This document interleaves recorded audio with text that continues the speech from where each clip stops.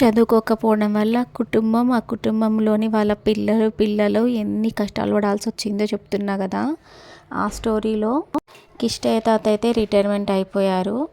కొడుకేమో business, ఇటువైపు business అటువైపు mechanic shop రెండు మెయింటైన్ చేస్తూ బాగా సంపాదిస్తున్నారు. 4 ఇల్లులు, 2 కార్లు, ఒక 2000 గజాల ఫ్లాట్. ఆ హరి అనే కొడుకు తన 3 కూతుర్లు పెద్ద స్కూల్ కట్టాలి, మంచిగా డెవలప్ కావాలి, బాగా చదువుకొని స్కూల్ పెట్టాలి అని పెద్ద పెద్ద కోరికలతోటి ఇంకా అన్నీ తీసుకుంటున్నారనమాట. గోల్డ్ అంతా లగ్జరీగా మారిపోయిండ్రు. తానొకటి తలిస్తే దైవం ఒకటి తలిచిందన్నట్టు నరదిష్టికి నల్లరాయి కూడా బద్దలైపోతుంది. చాలా బాగా బిజినెస్ నడుస్తుంది. అదే టైంలో ప్రైవేట్ చిట్ ఫండ్స్ ఎప్పుడైనా సరే నష్టపోక తప్పదు ఏదో ఒక సందర్భంలో. అట్లనే 2 లక్షలు ఒక వ్యక్తి ఇవ్వకుండా పారిపోతాడనమాట. అక్కడ తగులుతుంది దెబ్బ. ఇంకా హరి అనే కొడుకు కోలుకోలేని దెబ్బలు తగులుతూ చిట్టీలు కట్టిన వాళ్ళేమో రూపాయి నెల నెల సంపాదన, గవర్నమెంట్ ఎంప్లాయీస్, చిన్న చిన్న పనులు చేసుకునే వాళ్ళు, వీళ్ళందరూ తీసుకొచ్చి చిట్టీలు వేస్తారు, కమిషన్ కోసం వేశారు. ఇంకా ఒక్కళ్ళు పారిపోయేసరికి వీడు కూడా పారిపోతాడేమో అని చెప్పేసి హరి మీద జనాలంతా నెగిటివిటీ ఎక్కువైపోతుంది.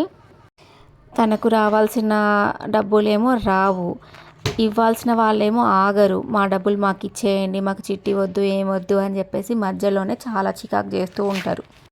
ఇంకా జీవితం అంతా తారుమారైపోతుంది అప్పటితోటి. తను సంపాదించి వస్తు రూపంలో కూడబెట్టుకున్నవన్నీ పబ్లిక్ ఇచ్చేస్తున్నారనమాట. అంటే స్ట్రక్ అయిపోతున్నాయి డబ్బులు. తనకి పాడుకున్న వాళ్ళు ఇవ్వక, పాడుకోని వాళ్ళు అసలు వదిలిపెట్టట్లేదు. మా డబ్బులు మాకు ఇచ్చేయండి అని చెప్పి గొడవ చేస్తున్నారని చెప్పేసి కొంతమందికి ఇల్లులు, కొంతమందికి గోల్డ్, కొంతమందికి కార్లు, ఎవరికి ఏది కావాలంటే అది ఇచ్చేసి కొన్ని అప్పులు తీర్చుకుంటూ వస్తున్నారు. ఈలోపే ఆ కుటుంబానికి చాలా పెద్ద షాక్.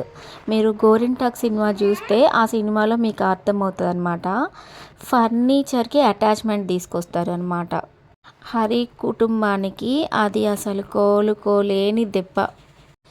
కోర్టు నుంచి ఒక నోటీస్ వస్తుంది. నోటీస్ వచ్చిన ఒక 1 అవర్ లోపే వెహికల్ వస్తుంది. ఇంకా ఇంట్లో ఉన్న సామాన్లన్నీ కోర్టు జప్తు చేసిందని చెప్పేసి వస్తారనమాట కోర్టు నుంచి. ఈ సంఘటన జరగడానికి ఒక నెల రోజుల ముందే వాళ్ళ జీవితంలో ఎప్పుడూ చూడని పోలీస్ స్టేషన్కి కూడా వాళ్ళు వెళ్ళాల్సి వస్తుంది. ఎందుకంటే చుట్టుపక్కల ఉండే వాళ్ళు ఈర్ష్య అనమాట. ఇంత తొందరగా డెవలప్ అయ్యారు, ఇన్ని సంపాదించుకున్నారని చెప్పేసి, ప్రైవేట్ చిట్టీలు నడుపుతున్నారని చెప్పేసి పోలీస్ స్టేషన్లో కేసు పెడతారు వీళ్ళ మీద. సో ఇంకా అక్కడ ఒక పెద్ద అవమాన భారం అనమాట. అదేంటంటే ఇంటి ముందుకు ఒక పోలీస్ జీప్ వస్తుంది. వీళ్ళు ప్రైవేట్ చిట్టీలు నడిపిస్తున్నారని చెప్పేసి పోలీస్ స్టేషన్కి తీసుకెళ్తారు. అక్కడ మాట్లాడి ఇంకా అది సర్దుమానికి ఇంటికి వస్తారు. ఈ సంఘటన జరిగిన నెల రోజులకే కోర్టు నుంచి సామాన్లు జప్తు నోటీస్ వస్తుంది.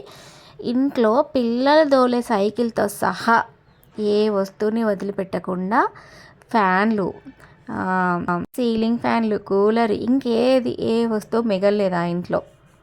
అలాంటి ఐటమ్స్ అన్నీ కోర్టు జప్తు చేసిందని చెప్పేసి అన్ని వ్యాన్లోకి ఎక్కిస్తున్నారు. కోర్టు ఇంకో కండిషన్ ఏంటంటే కిచెన్ ఐటమ్స్ ముట్టుకోకూడదు అండ్ బీరువా లాంటివి కూడా ముట్టుకోకూడదంట.